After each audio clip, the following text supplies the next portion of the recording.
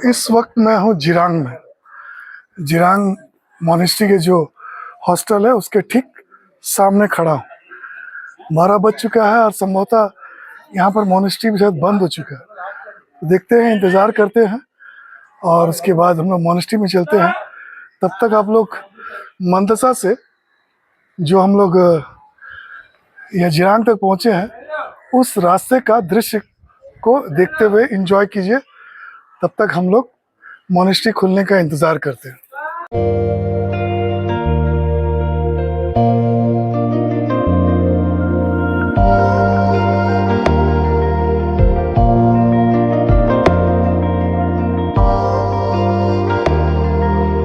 जब से हम लोग मंदसा से निकले हैं और अब तक हम लोग को नैरो रोड ही मिले हैं और उसी में हम लोग सफ़र कर रहे हैं।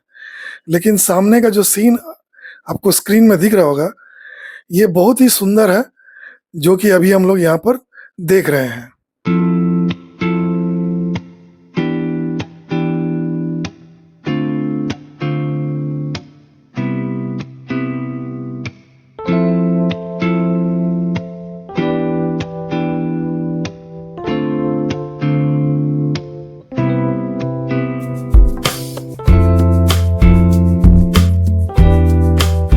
ये एक छोटा सा कस्बा है।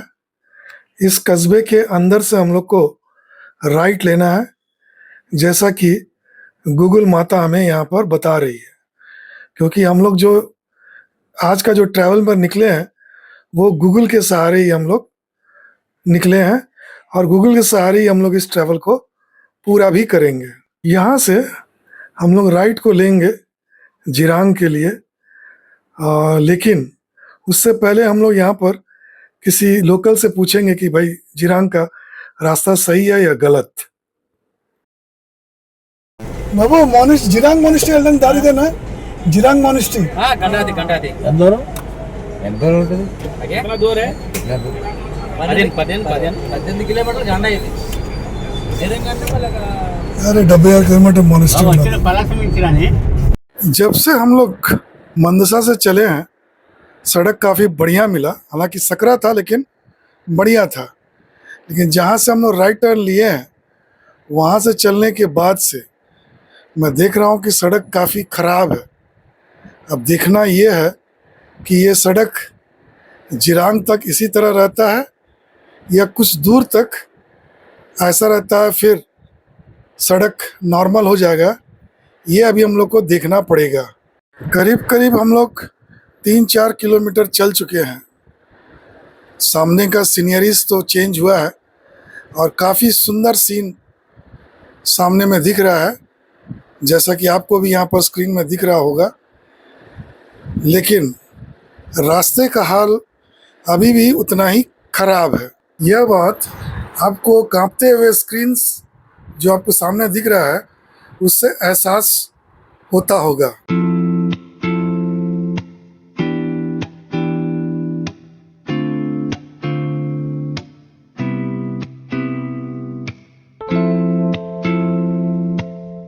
करीब करीब 12-15 किलोमीटर चलने के बाद अब जो है रोड काफ़ी बढ़िया हो गया है।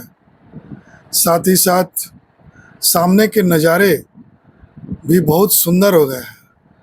अब रोड को देख ही सकते हैं कितना सुंदर रोड है और रोड के दोनों बाजू में देखिए कितना सुंदर सुंदर प्रकृति का यहाँ पर दृश्य है और ठीक सामने में पहाड़ों का दृश्य। कुल मिलाकर आज प्रकृति की गोद में जो हम लोग जा रहे हैं ये एक अविस्मरणीय यात्रा होगी, ऐसा मुझे महसूस हो रहा है।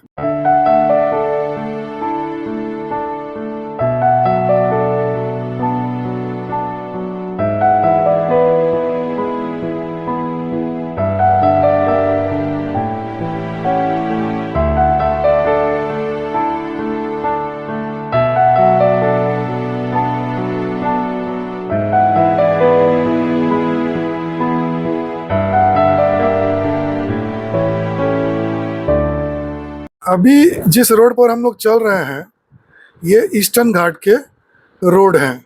हिमालय पर्वत और वेस्टर्न घाट इंडिया में बहुत ही फेमस है और यहाँ पर काफ़ी संख्या में पर्यटक भी जाते हैं। इसके अलावा प्राकृतिक सुंदरता को देखने के लिए केरल और मेघालय काफ़ी संख्या में पर्यटक यहाँ भी जाते हैं। लेकिन इंडिया में बहुत कम ऐसे पर्यटक होंगे जो कि ईस्टर्न घाट के इन पहाड़ियों और इन घाट्स को देखने के लिए आते हैं। आज हम लोग ईस्टर्न घाट और यहाँ के पहाड़ और यहाँ पे छोटे छोटे जो गांव हैं उसको देखने के लिए हम लोग जा रहे हैं। ईस्टर्न इंडिया के ये पहाड़ जो कि उड़ीसा में स्थित है, ये काफ़ी ख़ास है। ये इतने ख़ास है कि यहाँ पर ईस्टर्न इंडिया का सबसे बड़ा मोनेस्ट्री यहीं पर लोकेटेड है। इस वक्त जिस रीजन में अभी हम लोग ट्रैवल कर रहे हैं उस रीजन को चंद्रगिरी जिरांग वैली के नाम से जाना जाता है। इस रीजन में ना बहुत सारे वाटरफॉल्स, वाटर बॉडीज़ और बहुत सुंदर सुंदर सीनरीज जो अभी हम लोग देख रहे हैं उससे भी कहीं ज़्यादा अच्छा सीनरीज आपको आगे मिलेंगे। चूँकि आज समय बहुत कम है, इस वजह से हम लोग सभी वाटरफॉल्स या वाटर बॉडीज़ या सीनरीज को आज कवर नहीं कर पाएंगे, क्योंकि आज हम लोग का मुख्य उद्देश्य जिरांग मोनेस्ट्री को समझना और वहाँ के लोगों को जानना और वहाँ पर क्या क्या फैसिलिटीज़ या एमिनिटीज़ है उन सबको जानना और पहचानना है।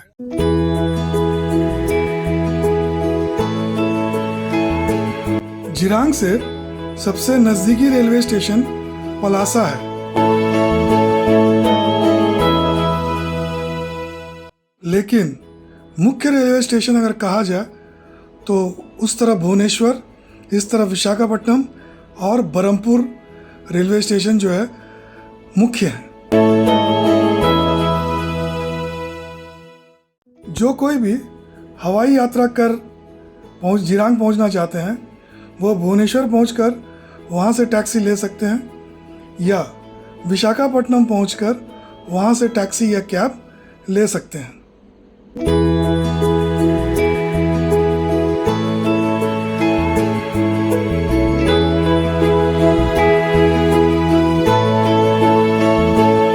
लेकिन किसी भी सूरत में पलासा रेलवे स्टेशन जो है सबसे नज़दीकी रेलवे स्टेशन होगा जिरांग पहुंचने के लिए। ईस्टर्न घाट के लोअर हिल्स में 5 सेटलमेंट हैं। इन 5 सेटलमेंट में सबसे खूबसूरत गांव है जिरांग।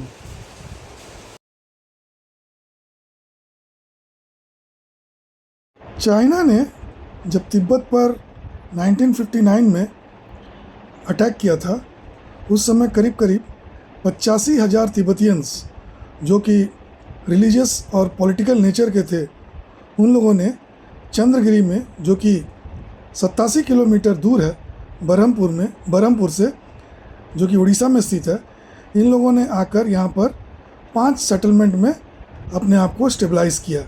तिब्बत से आए हुए रिफ्यूजी जो कि जिरांग में बस गए हैं, जिसे कि पॉपुलरली चंद्रगिरी कहा जाता है, जो कि उड़ीसा में स्थित है, इसको लोगों पुंट सोकलिंग के नाम से पुकारते हैं, जिसका कि तिब्बतियन में इसको अगर इंग्लिश में ट्रांसलेट करें तो land of happiness and plenty कहा जा सकता है।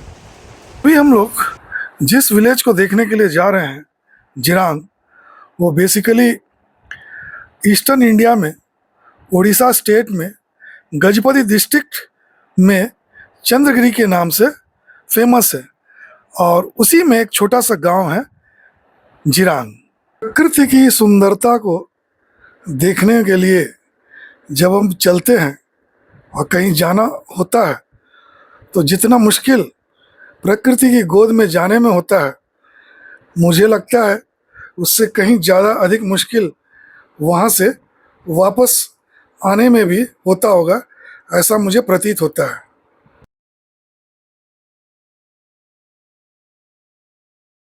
गूगल माता के हिसाब से हम लोग करीब करीब जिरांग गांव के पास पहुंच चुके हैं। देखना पड़ेगा आगे चलकर। ये रहा मुख्य द्वार जिरांग गांव में प्रवेश करने का। यहाँ से अब हम लोग इस मुख्य द्वार को प्रवेश करते ही हम लोग जिरांग छोटा सा खूबसूरत सा गांव के अंदर प्रवेश कर चुके हैं। इस गांव में प्रवेश करते ही जो हम लोगों ने ऑब्जर्व किया, यहाँ पर छोटे बड़े हर तरह के घर हैं और बहुत सामान्य तरीके के घर हैं। बिजली के तार आप लोग को दिख ही रहे होंगे। यहाँ पर बिजली की समुचित व्यवस्था है और ये जरूर बात है कि यहाँ के रोड जो है वो काफ़ी सकरे हैं। अभी हम लोग आए हुए हैं एक छात्रावास में, जहाँ पर कि सामने में जो आपको दिख रहा है ये एक प्रेयर हॉल है और इस प्रेयर हॉल के ठीक बाईं तरफ में यहाँ पर एक बड़ा सा उद्यान है और ये छात्रावास में रहने वाले बौद्ध भिक्षु लोग। अब आप लोग तैयार हो जाइए। ये नेपाल है न तिब्बत, बल्कि ये है उड़ीसा में स्थित जिरांग। अभी हम लोग जाएंगे इस प्रेयर हॉल के अंदर और वहाँ पर इस प्रेयर हॉल को एक्सप्लोर करेंगे।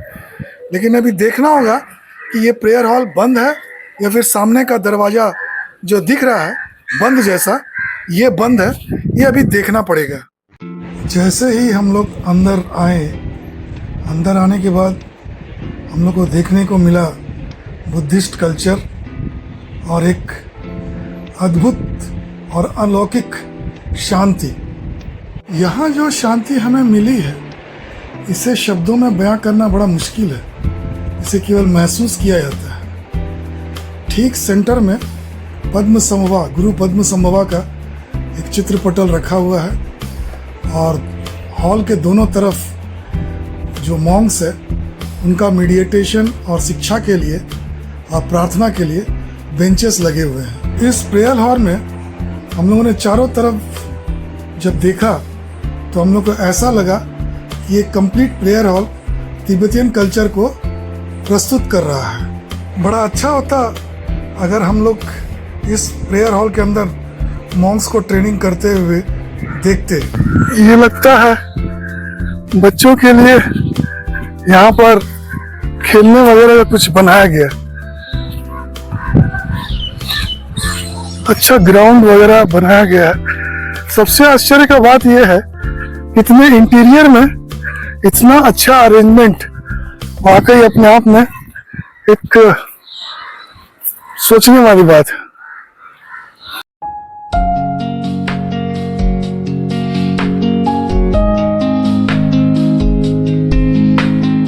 अब हम लोग चल पड़े हैं मॉनेस्ट्री की तरफ, जो कि आज का मुख्य आकर्षण का केंद्र है।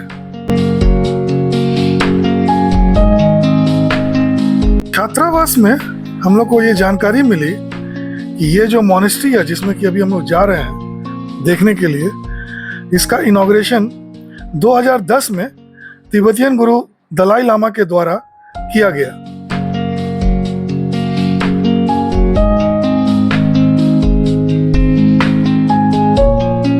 हम लोग कार से चलते हुए जो देख पा रहे हैं, सड़क के दोनों तरफ में काफी सारे भूभाग पर मक्के की खेती हो रही है और मुझे ये लगता है कि ये खेती इन्हीं तिब्बतियनों के द्वारा ही की जा रही है।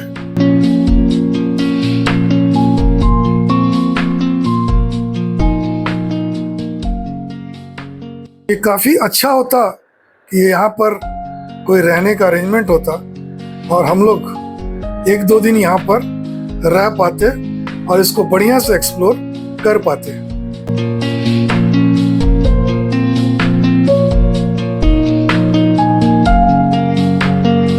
जिस छात्रावास को हम लोग एक्सप्लोर करके अभी आए हैं और जा रहे हैं मॉनेस्ट्री, उस छात्रावास से ये मॉनेस्ट्री काफी दूर है, जो कि मुझे रास्ते में चलते हुए महसूस हो रहा है। साथ ही मुझे ये भी महसूस हुआ कि जिरांग काफी बड़ा गांव है।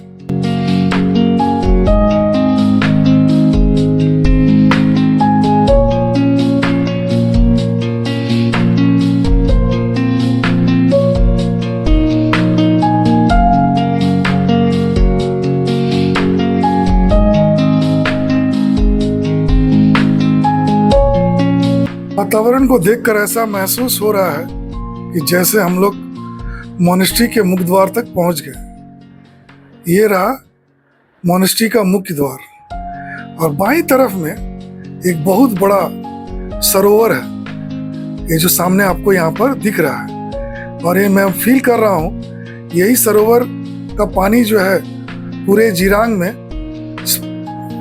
पानी का स्रोत का काम करता होगा, ऐसा मुझे लगता है।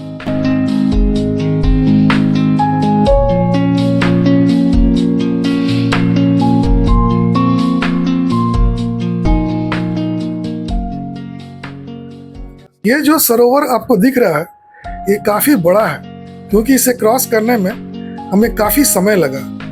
और ये जो सामने आपको यहाँ पर दिख रहा है ये है बौद्धिस्ट स्तूपा, जिसको कि संभव हो सका तो हम लोग इसको भी देखने के लिए जरूर जाएंगे। अब हम लोग मोनेस्ट्री को पहुंच चुके हैं और यहीं पर कहीं पार्किंग की उचित जगह देखकर हम लोग अपने गाड़ी को पार्क करेंगे।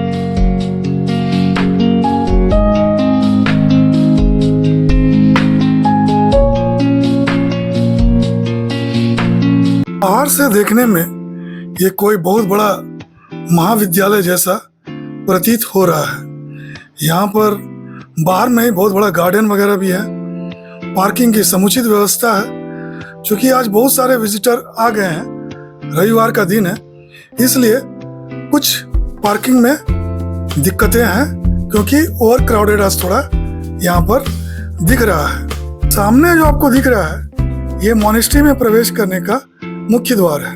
प्रवेश द्वार को पार करते ही हमें यहाँ पर 10 एकड़ में बना हुआ विशाल मोनेस्ट्री हम लोग को दिखा, जिसमें कि हर तरह की सुख सुविधाएं यहाँ पर मौजूद है जो एक मॉन्क की जरूरत है। इस मोनेस्ट्री के अंदर करीब करीब 200 मॉन्क्स रहते हैं जो अपना अध्ययन करते हैं और मेडिटेशन करते हैं।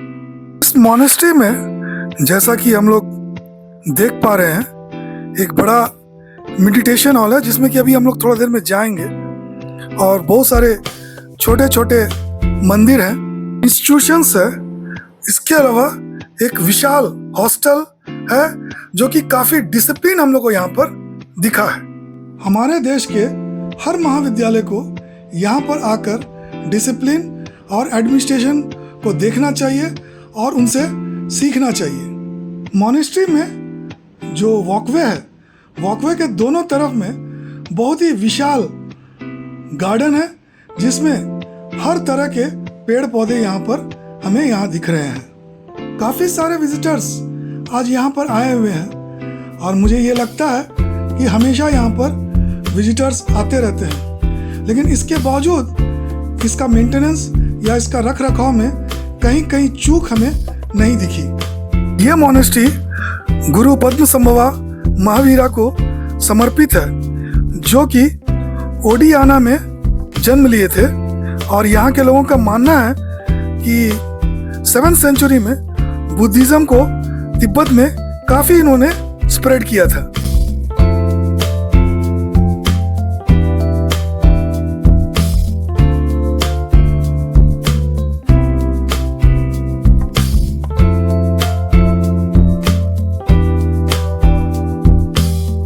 सामने जो दिख रहा है यही है जिरांग मोनेस्ट्री, जिसको कि हम लोग काफी दूर से और बहुत आतुरता से इसे देखने के लिए यहाँ आए हैं। इस मोनेस्ट्री के दीवारों पर, स्तंभों पर और छत पर जो आकृतियां बनी हुई है या जो डिजाइन्स बने हुए हैं वो यहाँ का नहीं बल्कि तिब्बतियन कल्चर को दर्शाती है और प्रदर्शित करती है।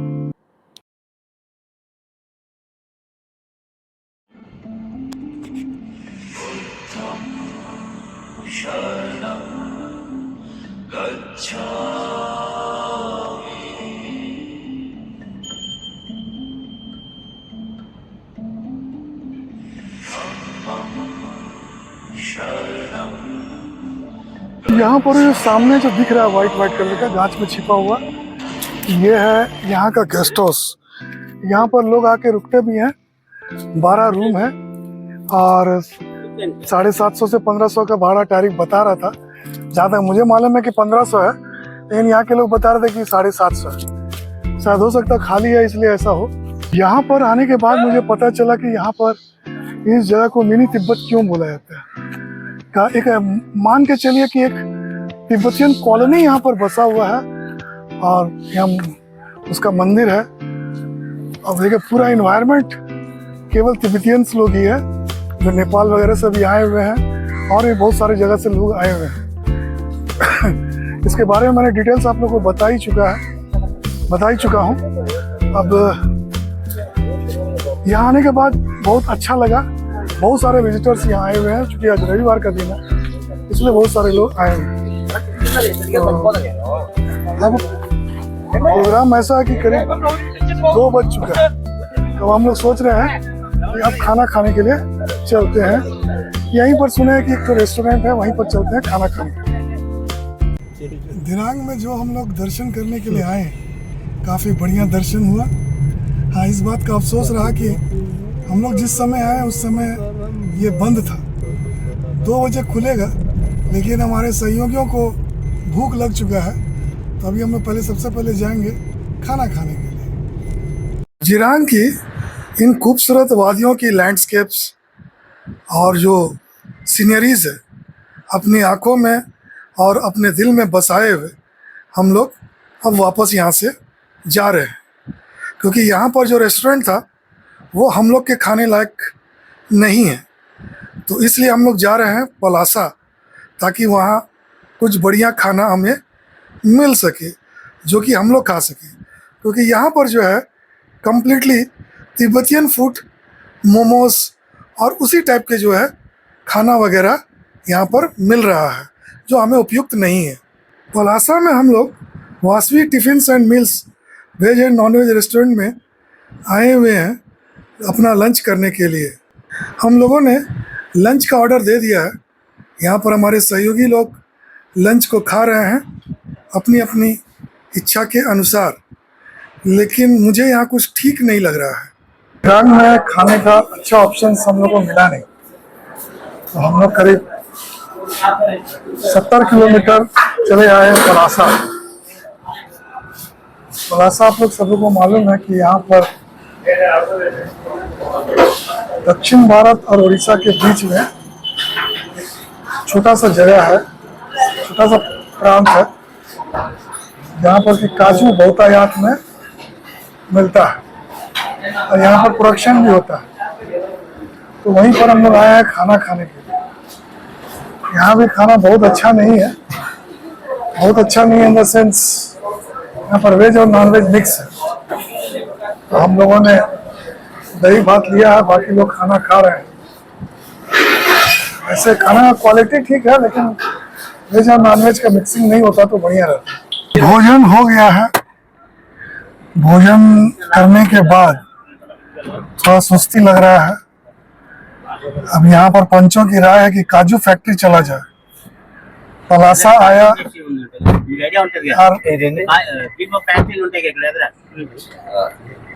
काजू फैक्ट्री नहीं जाया जाए, कैसे हो सकता है।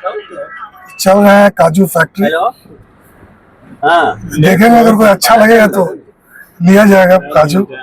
आज रविवार का दिन है, तो रविवार को पलासा में काजू फैक्ट्री जो है सब बंद रहती है, और हम लोग जाकर बहुत निराश होकर वापस उसी होटल के पास में वापस आ रहे हैं जहाँ पर कि हम लोगों ने लंच किया था। यहाँ पर एक बहुत बड़ा स्टोर है, उसी स्टोर में हम लोग यहाँ पर अभी काजू देख रहे हैं और लेंगे भी। बहुत सारे लोग ले भी रहे हैं, और हम लोग भी, मैं भी यहाँ पर कुछ अच्छा क्वालिटी का ड्राई फ्रूट्स होगा तो मैं ज़रूर लूँगा, क्योंकि यहाँ पर उन्नत किस्म के काजू और किशमिश जो है यहाँ पर मिल रहा है। देखने से भी महसूस हो रहा है, और साथ ही साथ दुकान वाला हमें यहाँ एक्सप्लेन भी कर रहा है विभिन्न प्रकार के काजू के प्रकारों का। यहाँ पर मैंने बालू में फ्राई किया हुआ काजू को लिया है 1.5 kg। काफ़ी सस्ता पड़ा है, 850 रुपया किलो। दुकान वाला बता रहा था काजू जो बालू में फ्राई किया होता है वो जल्दी ख़राब नहीं होता है और उसमें कीड़े भी नहीं पड़ते हैं, जबकि पानी में बॉईल किया हुआ जो काजू होता है वो जल्दी पीला भी पड़ता है और उसमें कीड़े भी जल्दी पड़ते हैं, ऐसा हमें यहाँ पर इन्होंने बताया है। ड्राई फ्रूट का खरीद भी हो गया है, तो सभी लोगों ने अच्छा खासा ड्राई फ्रूट्स यहाँ पर खरीदा। अब हम लोग चलते हैं आगे की ओर। इस ब्लॉग को जिस किसी ने भी स्किप करके देखा होगा वो लोग बहुत कुछ मिस किया होगा जिरांग के बारे में और उसके आसपास के इलाके के बारे में। यह है श्रीकाकुलम सिटी। एक्चुअली में हम लोग चले जा रहे थे घर, लेकिन अचानक पंचों की ये राय बनी कि सूर्य मंदिर भी चला जाए, जो कि श्रीकाकुलम के अरसवली नामक स्थान पर स्थित है। तो वहीं चले आए थे, लेकिन वहाँ पर वीडियोग्राफी अंदर जाने का ले आने का नहीं है, इसलिए हम लोगों ने वहाँ का ब्लॉग बनाया नहीं। और वैसे भी यहाँ का ब्लॉग मैंने आप लोग को पहले दिखा चुका हूँ, इसलिए भी मैंने ब्लॉग को फिर से रिपीट नहीं किया। तो ये पूरा सिटी है, बहुत छोटा सा सिटी था, अब तो काफ़ी बड़ा सिटी बन गया है। सभी तरह के फैसिलिटीज़ यहाँ पर अभी आ गए हैं, दुकान, मकान, फ्लैट्स वगैरह सब कुछ अब यहाँ पर दिखने लगा है। श्रीकाकुलम से अब हम लोग बाहर निकल रहे हैं हाईवे की तरफ। ये है NH-16, एक बार फिर से अब घर वापसी की तरफ। यह ब्लॉग जो मैंने बनाया है इसे मैं चाहता तो जिरांग के पास भी कंक्लूड कर सकता था। मैं इसलिए इसको आगे बढ़ाया ताकि जो कोई भी विजिटर्स जिरांग आते हैं तो जिरांग के साथ साथ में आप लोग श्रीकाकुलम और पलासा को भी इंक्लूड कर सकते हैं अपने जर्नी में। ये हम लोग अब पहुंच गए अपने फ्लैट कॉम्प्लेक्स पर।